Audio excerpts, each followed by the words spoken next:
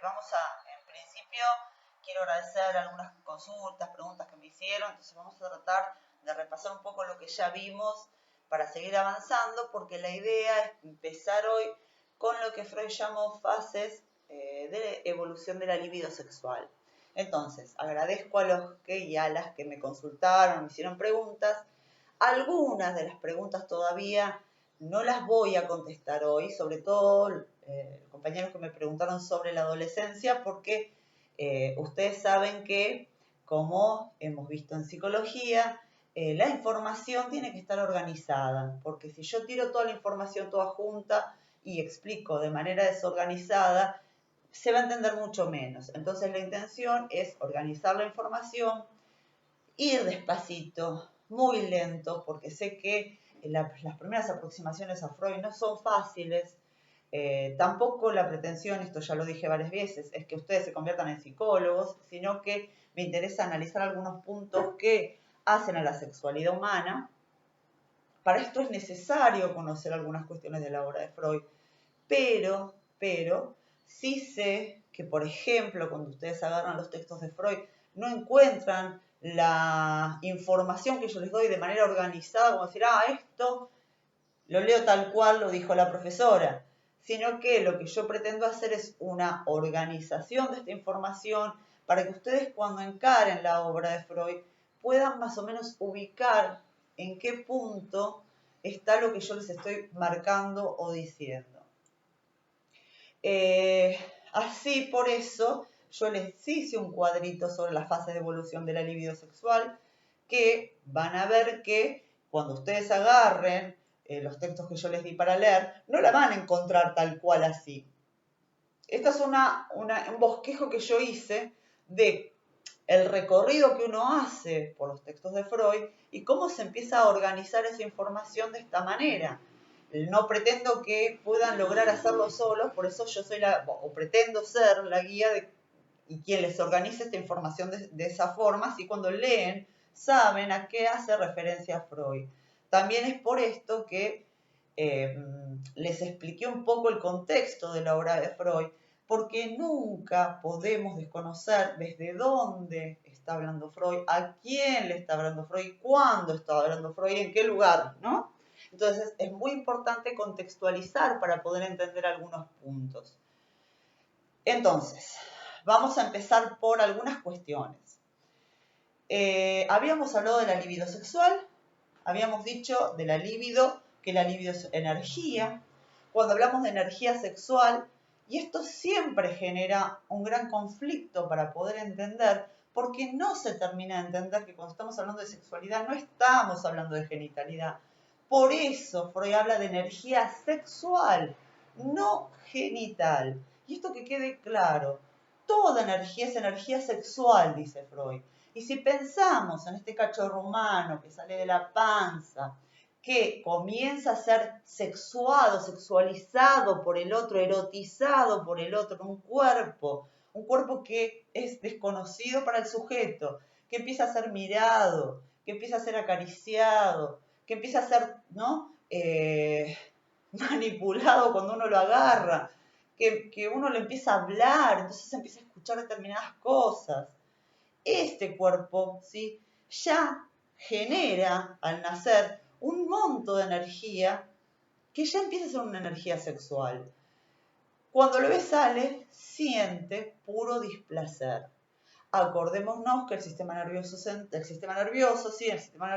cuando se va conformando en la panza de la mamá, la energía siempre es la misma. Cuando nace, este sujeto empieza a escuchar, empieza a ser tocado, este monto de energía se genera con una carga que el sujeto siente como displacentera. Entonces nosotros siempre intentamos bajar este monto de energía, porque la carga de energía de pulso eléctrico en nuestro sistema nervioso es displacentero. ¿Se entiende? No genera placer estar tenso en nuestro sistema nervioso. Y esta carga de energía es la pulsión, que se manifiesta a través de lo que Freud llama libido sexual. Libido sexual que no es lo mismo que genital, y lo vuelvo a aclarar.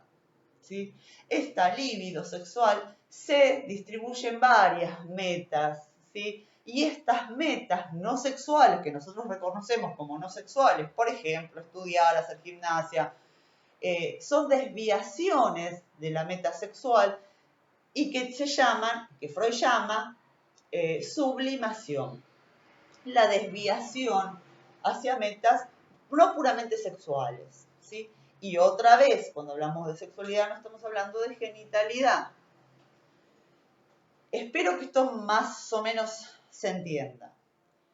Y yo creo que cuesta tanto entenderlo porque vivimos pegados y ahora cuando vamos a ver las fases de evolución de la libido, que no las vamos a ver todas hoy vamos a llegar hasta la fase fálica. La semana próxima voy a explicar la fase fálica en particular, porque la fase fálica es muy importante para que nosotros podamos entender, por ejemplo, esto que uno llama elección de objeto sexual, que es cuando el sujeto decide si le van a gustar los varones, las mujeres, es el momento del complejo de Edipo. Bueno, entonces vamos a detenernos, vamos a ver la etapa oral y la etapa anal. Voy a nombrar todas las etapas que yo ya se las dejé ahí en la clase que les subí y vamos a ir por partes. Para la semana que viene les pido que los que no conocen la obra de Sófocles lean Edipo Rey para más o menos entender cuando yo explique complejo de Edipo. Bien, otra cuestión. El yo, cuando el sujeto nace, porque también me han preguntado esto y hay una confusión, nosotros habíamos dicho que en la primera tópica Freud habla de consciente, preconsciente, inconsciente. Cuando Freud empieza a trabajar con su teoría, hace una mirada, una revisión de su propia obra, y no es que deja de lado lo consciente, preconsciente e inconsciente, que es la primera tópica, la primera postura, postulación de Freud, sino que le da una vueltita más y postula la segunda tópica, que es el yo, el superyo y el ello. El bebé cachorro humano cuando nace es puro ello, puro inconsciente. El yo, la parte consciente del sujeto, se va conformando en los primeros años de vida. ¿Cómo se van conformando? Con un otro. ¿Por qué? Porque esto también me lo preguntaron. ¿Cómo en forma especular? El nene o la nena, bebé chiquito, mira al otro. Es el otro el que me devuelve mi propia imagen. El otro que me dice lo que soy yo. Me nombra, y no solamente me nombra si soy mujer porque me eligió un hombre, ¿se acuerdan que lo hablamos esto? Porque me puso Karina y no me puso Marcelo, ¿no? Me nombra como Karina y como mujer y me establece un rol femenino, sino también que me nombra con mis cualidades que el otro ve en mí, ¿sí? Y que yo me apropio, porque no sé si el otro es el que sabe sobre mí. Acordémonos, y esto es muy importante, que el chiquito bebé cuando nace no reconoce al otro diferenciado del yo. Si el yo no está constituido, ¿sí? El otro y el yo, el otro que me nombra, este otro, y yo somos uno. Esta es la cuestión. No hay una diferenciación entre mamá y nene. Mamá es parte del nene. Mamá es la que me nombra, y cuando hablamos de mamá, nuevamente, estamos hablando de función materna, no de la madre biológica, puede ser cualquier persona que cumpla esta función. Mamá y nene son uno. Cuando el sujeto empieza a conformar su yo, es cuando se empieza a separar del otro. Me preguntaron también una cuestión sobre cómo puede ser que el yo no esté conformado, por ejemplo, con un chico con discapacidad mental. ¿Cómo puede ser que el yo no esté conformado si el chico responde al nombre? Si cuando lo llamamos, él sabe que lo estamos llamando a él. Esto no es igual a que el yo esté conformado. Sí puede responder un nombre, pero no hay esta división entre el otro y uno. No está conformado el yo. Que pueda ser nombrado no quiere decir que su yo esté conformado. Que pueda responder un nombre no quiere decir que haya un yo conformado, sino que hay el otro, al contrario, es el otro todavía que me está haciendo de yo. Esto igual, vamos a seguir trabajándolo, sé que cuesta entenderlo, pero lo vamos a seguir trabajando de a poco. Cuando Freud habla de las etapas de evolución de la libido, dice, esta energía que se manifiesta sexual atraviesa varios momentos en la vida de un sujeto donde hay puntos de fijación más importantes de esta energía, donde está concentrada esta energía en diferentes momentos de la vida del sujeto. El primer punto de fijación es la etapa oral, que se da, y acá hablamos bien como lo podríamos pensar cuando Piaget lo dice, ¿no? Cuando habla de los estadios, bueno, no son etapas fijas. Puede ser que sea un año antes, un año después, pero estamos hablando de aproximación. Aproximadamente se da la etapa oral entre los 0 y 2 años. Primero las nombro. Oral, anal, fálica, periodo de latencia, no lactancia como me han dicho en otro momento, latencia de latir, algo que late, latencia, y luego la etapa genital. Esta es la organización de la libido sexual según la marca Freud. La etapa oral se da desde el momento de nacimiento hasta aproximadamente los 2 años. Es el momento en que el sujeto siente como su zona de placer, su mayor zona de placer por autonomacia, la parte oral. El bebé nace, empieza a sentir algo diferente en la boca, ¿no? Cuando se acerca y se aproxima la teta, el bebé empieza a succionar esa leche calentita, ¿no? Esa dulzura, y el placer empieza a estar en la boca. Se genera como un punto de fijación fuerte en la boca. Esto no quiere decir que no vaya acompañado con otros puntos de placer. Por ejemplo, no sé si alguno de ustedes es madre, padre, o tiene hermanitos chiquitos, o sobrinitos o sobrinitas.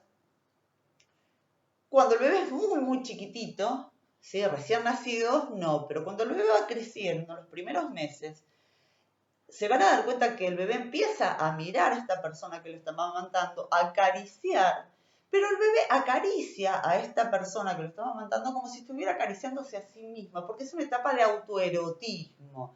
Ya les digo, el yo no está conformado y esta persona que me da placer oral, sí, que me da placer, que me acaricia, que me habla, no es otra persona, es parte de mí.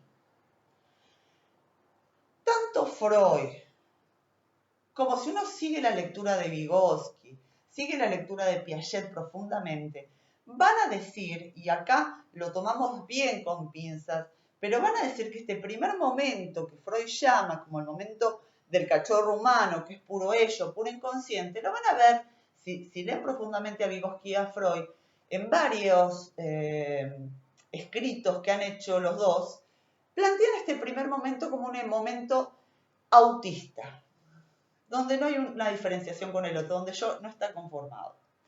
Y si lo pensamos desde el lado de otro autor, que es Lacan, podríamos pensar que este momento autista es porque tampoco hay lo que se va a producir después, y pensémoslo también desde Piaget y Vygotsky, lo que se llama una posibilidad de simbolización.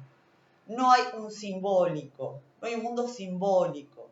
No hay un mundo imaginario todavía, es puro real, va a decir Lacan, es puro yo, pero cuando hablo de yo no es un yo conformado como sí mismo, sino como todo centrado en mí, porque yo no me puedo diferenciar del mundo que me rodea, es todo a través de mí.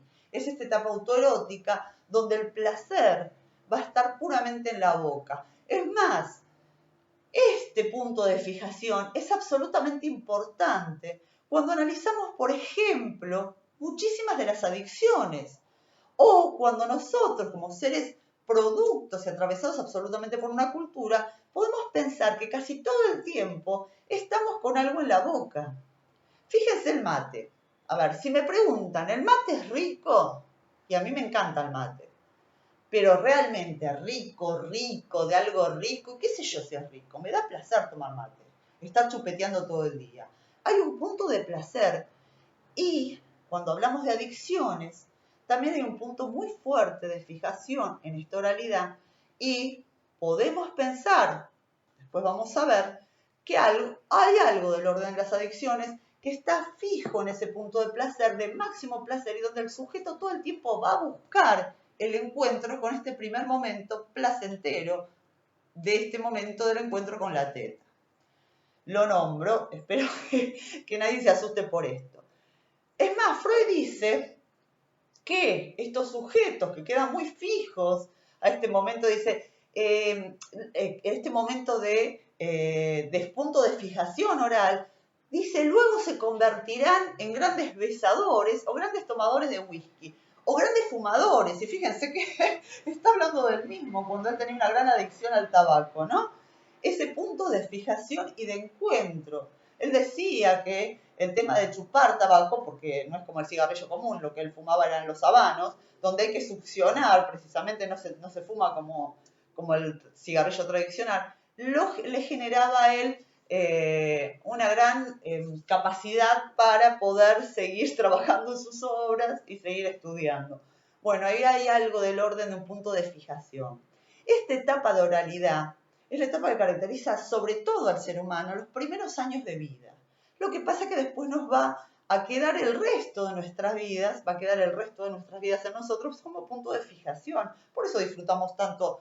Fíjense que nosotros somos una cultura muy de, nos juntamos a comer y disfrutamos una pizza, y disfrutamos un asado, y disfrutamos ¿no? Siempre el tema del encuentro pegado a la cuestión oral de qué comemos, qué tomamos, qué no. Bueno, todo el tema que tiene que ver con un placer en la oralidad.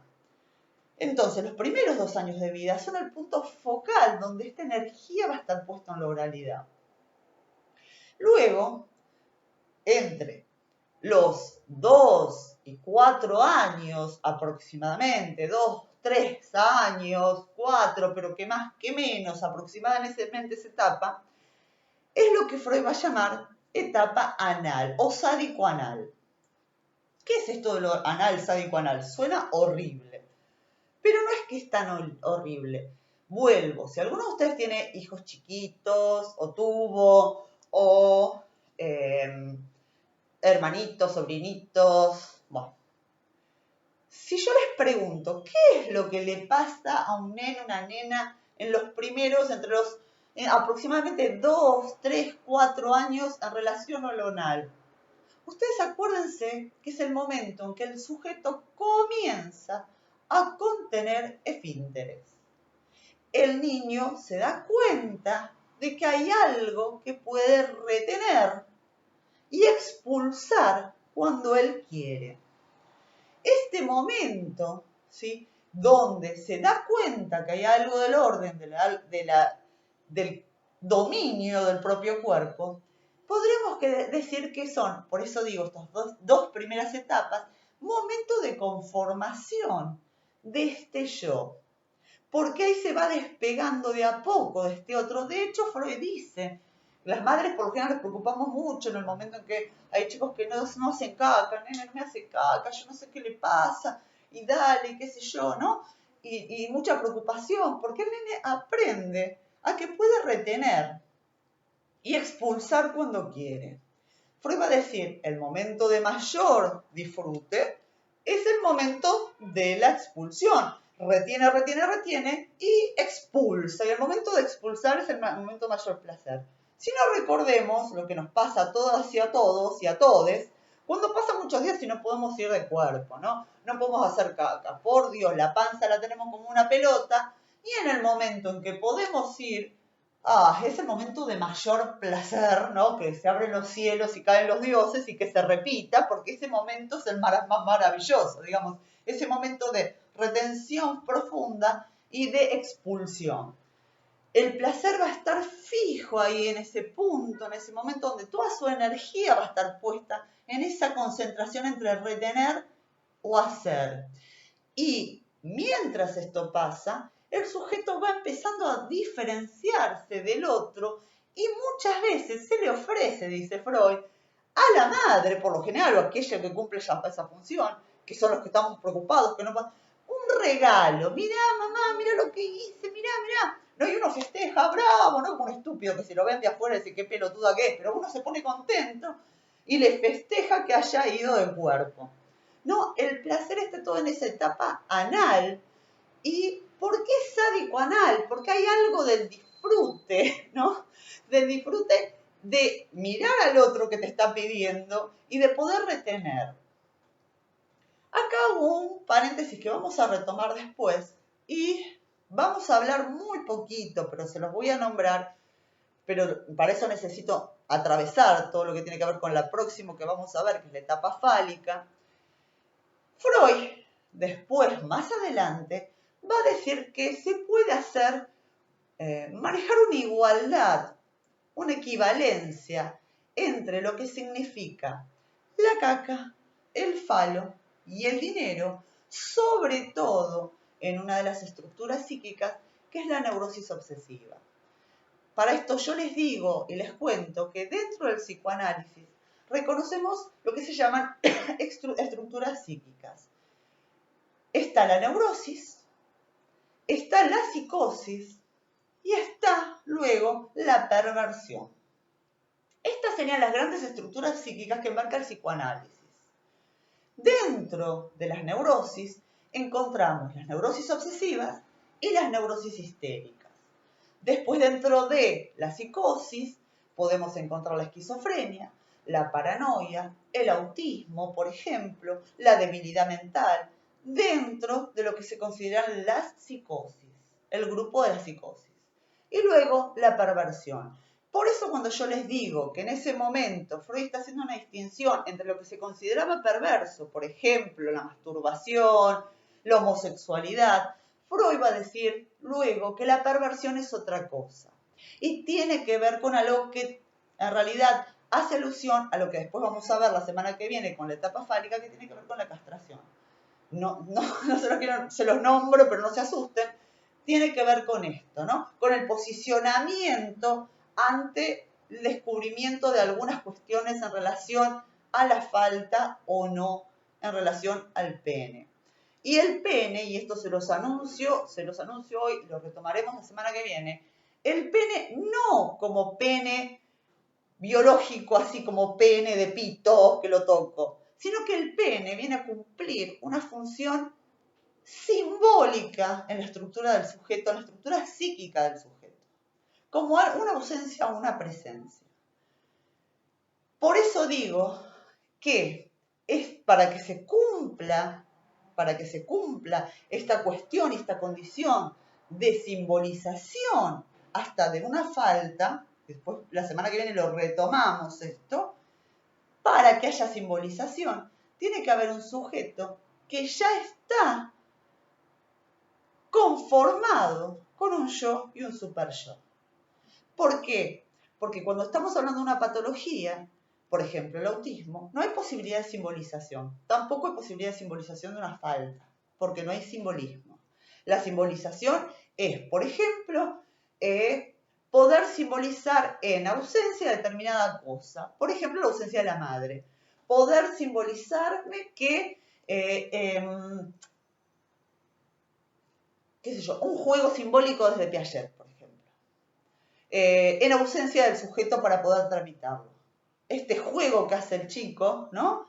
De ausencia y presencia, de poder representar la ausencia y un hecho que no pudo entender a través del juego, para poder hacer esto tiene que haber construido, empezar a construir un simbolismo, una forma de simbolización, de poder comprender determinadas cosas que no se dan, de poder representar situaciones que no comprenden. En un autismo, por ejemplo, esto no puede pasar. No hay juego simbólico, por ejemplo, porque no hay posibilidad de simbolización. Bueno, espero no haber confundido más. Yo lo único que les pido, por favor, es que me tengan paciencia. Que todas las dudas y todo lo que me preguntaron, cuando me preguntaron sobre la identidad, también. Cuando yo hablo de yo y super yo, está empezando a construirse el yo y el super yo, cuando el sujeto puede diferenciarse del otro y pensar, ¿no?, de acuerdo a lo que el otro me está diciendo, voy construyendo mi identidad, pero siempre la identidad del niño, niña, está atravesada por lo que el otro dice de mí. ¿Por qué en la adolescencia esto se cuestiona? No porque haya estado todo mal lo que dijeron de mí, sino porque yo tengo que pensar si me reconozco cuando estoy construyendo en la adolescencia una nueva identidad, si soy absolutamente aquello que el otro me dijo. Lo más probable es que algunas cuestiones, y esto es lo más probable, de que lo que el otro me dijo me haya quedado y empiece a formar parte ya de mi nueva identidad, pero para esto me tengo que pelear con eso. Tengo que pelearme con esa identidad que me dijo el otro. Tengo que hacer todo lo posible para demostrar que no. Pero esto no quiere decir que en definitiva no sea un sí. Que después me quede con algo de esto. Pero necesito esta discusión con el otro. Porque tengo que construir en mi adolescencia una identidad propia. No quiere decir, les vuelvo a repetir, que algo de lo que el otro me dijo no me quede. Pero a veces uno lo piensa desde los padres ideales, ¿no? Está buenísimo si me dijeron que yo era una genia, me quiero quedar con esa identidad. Pero después uno sale al mundo real y cuando se encuentra con el otro, se da cuenta que esa genialidad que marcan los padres no concuerda con el mundo real cuando yo me relaciono con el otro, porque el otro no me mira como genio, me mira como uno más dentro de todos. Entonces, fíjense que ahí viene un gran enojo también. ¿Cómo? Yo no era una genia, ¿no? Lo pienso del lado positivo, así como eso del lado negativo también, ¿no? Porque hay muchos padres que insultan a los hijos, que le dicen un montón de barbaridades. Entonces, necesito confrontar esa imagen que el otro tiene de mí, con lo cual yo me construí los primeros años de mi vida que no era capaz de discutirle, porque se suponía que estos padres sabían todo, y mi yo se conformó con la mirada y con la palabra de estos padres. Cuando uno entra en la adolescencia, esto lo pone en jaque y se empieza a pelear con esto. Bueno, lo dejo acá para no hacerlo tan largo. Es complicado, no es fácil de entender, pero si ustedes me van siguiendo y tienen paciencia y se bancan lo que Piaget llamaba conflicto cognitivo, que es este momento donde no entiendo nada, parece que me está hablando en chino, y me van siguiendo despacito y van volviendo a la obra y vuelven a los videos y me escuchan y me preguntan y vamos tratando de llevar de a poco, los voy y las voy a ir guiando para poder conformar y para que puedan construir su conocimiento y su aprendizaje. No se pongan ansiosos, tienen que bancarse el conflicto cognitivo cuando hay cosas que no se entienden, pero sí me las tienen que preguntar, ¿sí? Porque si no, no las podemos trabajar. Yo me tengo que enterar, porque no los veo y no las veo, en qué lugar de este conflicto estamos o si se generó o no se generó un conflicto. Necesito que me lo pregunten, necesito que me lo digan, pero sí, no se angustien ante el no entiendo o me es difícil, o no termino de comprender. Pregunten. Acuérdense que si volvemos a Piaget, no hay manera posible de construir un conocimiento si no soy activo ante el objeto de estudio. ¿Esto qué quiere decir? Preguntarme, cuestionarme, ¿no? A mí, al texto, cuestionar, tratar de entender, no entender, entrar en conflicto. Y van a ver que este objeto, según lo decía Piaget, se va a empezar a modificar, porque este objeto también, que parecía una cosa inabordable al principio, se va a volver y se va a empezar a desarmar y ya este objeto no va a ser el mismo que al principio cuando empezamos a hablar de Freud. Se va a empezar a modificar. Esto es aprender. Esto es lo que vimos o lo que vemos cuando tratamos de saber lo que es el aprendizaje y cómo aprende un sujeto.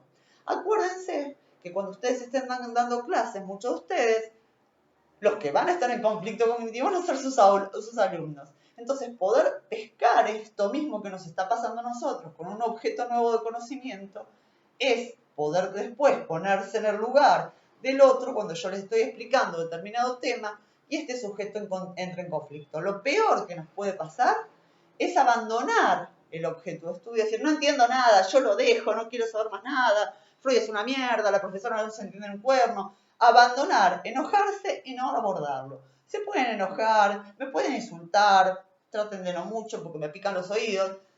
Todo esto es válido porque es el conflicto mismo de no puedo abordar este objeto que no lo termino de entender.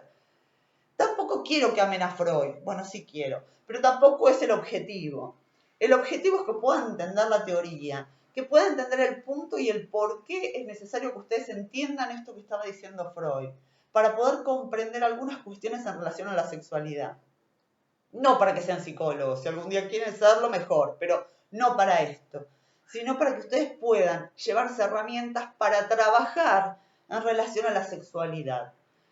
Bueno, no los canso más, la semana que viene seguimos un poquito más. Acuérdense, estas son las etapas de evolución de la libido, no las van a encontrar tal cual así en los textos, oral, anal, que es lo que vimos hoy, fálica, que la vamos a ver la semana que viene, y periodo de latencia y la genital. Si ustedes ven como yo le marqué las etapas, se van a dar cuenta que cuando nosotros estamos pensando en la sexualidad, fíjense en el cuadrito que les dejé, nosotros estamos todos en la etapa genital, porque ya somos mayores, ¿sí? Somos todos mayores.